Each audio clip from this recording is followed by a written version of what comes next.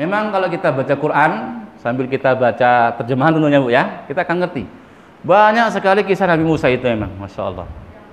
Mulai dari ketika mau dilahirkan ibunya, ya toh, dihanyutkan ke sungai Nil, kemudian diambil istrinya Fir'aun, dipelihara oleh Fir'aun.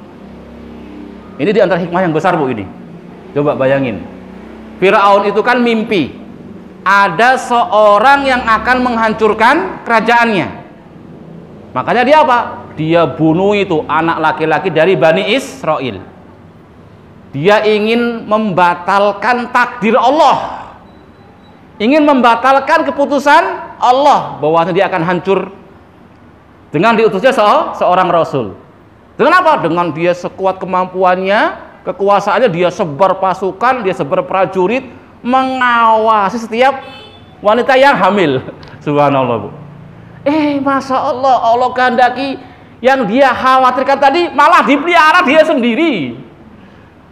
Masya Allah, ini hebatnya pengaturan Allah. Nggak disangka Bu, ini yang akan menghancurkan kerajaannya, malah dia pelihara di rumah dia sendiri.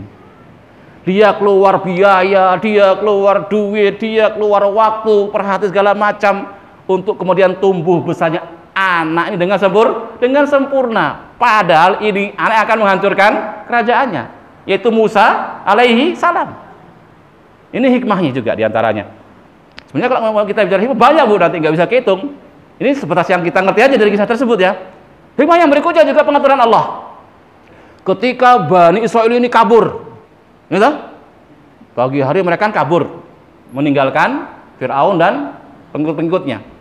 Bebas inginnya mereka mengikuti Musa, pindah hijrah ke tempat yang lain, yang di sana mereka bebas beribadah kepada Allah tanpa diperbudak.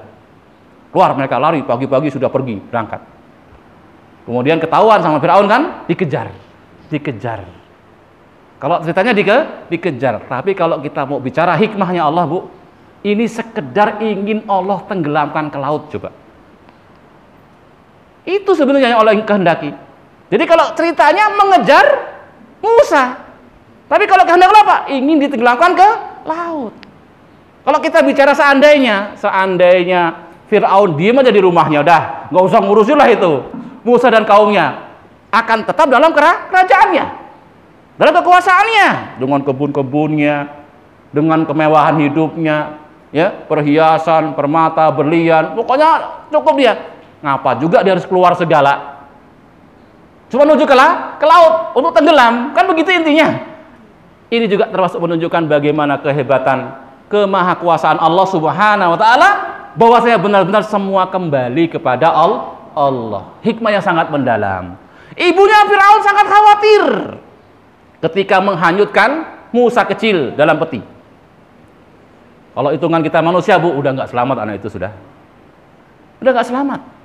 Tapi bagaimana Allah menghendaki anak tersebut, Allah katakan kepada ibunya, jangan khawatir, jangan takut, kami akan kembalikan kepadamu bayimu. Itu kalau kita pakai akal Bu, nggak masuk.